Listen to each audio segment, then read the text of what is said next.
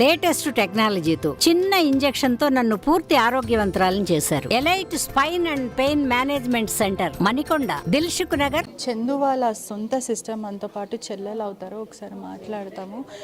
ఇదంతా జరిగినప్పుడు కూడా మీరు ఎందుకని ఎవరిని సంప్రదించలేరు, లేకపోతే ఇంత జరుగుతున్నా మీరు మందలించారని చెప్తున్నారు, ఎందుకు ఇదంతా జరిగి ఉంటుంది? అంటే ఆయన డేర్ పర్సన్ కాబట్టి ఇట్లా చేసుకుంటాడని మేము అనుకోలేదు. అసలు చాలా డేర్ పర్సన్ అయినా మరి ఎందుకు ఇట్లా చేసుకున్నాడో. తను చనిపోయినాక ఫుల్ డిప్రెషన్లోకి వెళ్ళిపోయినాడు.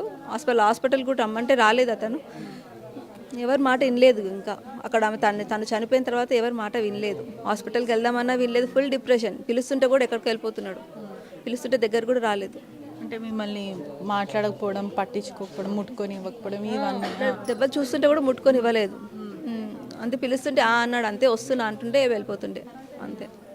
అంటే ఈ 6 ఏళ్ళ నుంచి ఆమెతో పవిత్రతో ఉన్నప్పుడు ఎప్పుడైనా మిమ్మల్ని కలవడము, మంచి చెడ్డలు ఇవన్నీ అడగడం అట్లాంటివి ఎప్పుడైనా జరిగిందా? అంటే ఆయనకు అక్కడ ఉండడం ఇష్టం అని చెప్తుండే. ఓకే సరే అని మేము లైట్ తీసుకున్నాం. ఇక ఇండస్ట్రీకి వెళ్ళినాడు కదా, సంథింగ్ లైక్ ఫ్రెండ్ అని అనుకున్నామా అంతే. మీకు తెలీదు రిలేషన్ ఇవన్నీ? ఇప్పుడు యూట్యూబ్లో అవన్నీ చూస్తుంటే తెలుస్తుంది. ఇంకా మీరు ఎప్పుడైనా పవిత్రని ప్రశ్నించడం జరిగిందా? ఆల్రెడీ చందుకు పెళ్ళైంది, 2 పిల్లలు ఉన్నారు, మరి నువ్వెందుకు అతనితో తిరుగుతున్నావు, లేదంటే ఎందుకు కలిసి ఉంటున్నారని కాంటాక్ట్లకు రాలేదండి. అన్నని అడిగినాను అంటే లేదు అమ్మే నాకు ఫ్రెండ్ లాగా అని చెప్తుండే, అంతేగాని ఇట్లా రిలేషన్ అని చెప్పలేదు ఎప్పుడు కానీ చెప్పలేదు.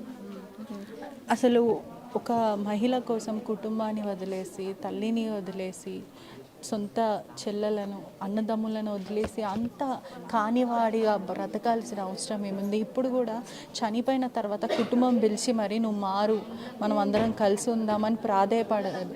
అయినప్పటికీ కూడా నేను చనిపోతున్నాను అని ఆ నోటు పెట్టి దాని తర్వాత కూడా మళ్ళీ చనిపోవడం అంటే ఇదంతా ఎలా? అదే మేము అసలు అనుకోలేదండి. అది డేర్ పర్సన్ కాబట్టి ఇట్లా చేసుకోవడం. మేము నిన్న చెప్పినప్పుడు కూడా నేను అట్లా పిలుకొని ఏం కాదు అని చెప్పినుండే. అట్లా అనేసండి. చాలా మా అన్న అయితే డేర్ పర్సన్, చాలా మంచోడండి, కానీ మాకు లేకుండా పోయినాడు. ఇప్పుడు నో మోర్.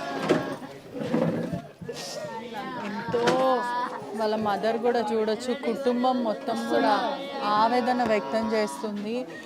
చందుని కోల్పోవడం మా దురదృష్టం అని వీళ్ళందరూ చెప్పడం జరుగుతుంది. చందు చనిపోక ముందు కూడా పవిత్ర యాక్సిడెంట్తో చనిపోయినప్పుడు కూడా మేము మందలించాము.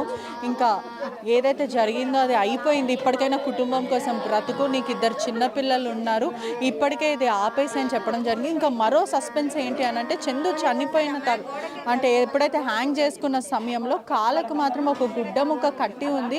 మరి అది ఎవరు కట్టారనేది ఇంకా పెద్ద క్వశ్చన్ మార్క్గా మారిందని వాళ్ళ ఫాదర్ చెప్పడం అయితే జరుగుతుంది. ఎవరైనా క్లూస్ టీమే కానీ పోలీసులు కట్టారని ప్రశ్నిస్తే లేదు, మా ముందే వాళ్ళు డోర్ ఓపెన్ చేయడం అయితే జరిగింది. మరి ఆ గుడ్డ ముక్క ఎవరు కట్టారు అంటే, అలా చనిపోయినప్పుడు జనరలీ హ్యాంగ్ చేసుకున్నప్పుడు ఎవరు కాళ్ళకి కట్టుకొని చనిపోరు. ఇది చాలా సస్పీషియస్ డెత్ అని వాళ్ళ ఫాదర్ చెప్పడం అయితే జరుగుతుంది. Cameraman జాఫర్తో పెట్రిషా reporting, RTV Hyderabad. మరిన్ని వీడియోస్ కోసం ఛానల్ ని సబ్స్క్రైబ్ చేయండి. లేటెస్ట్ అప్డేట్స్ కోసం వాట్సాప్ ఛానల్ ని ఫాలో చేయండి. అండ్ లింక్ డిస్క్రిప్షన్ లో ఉంది.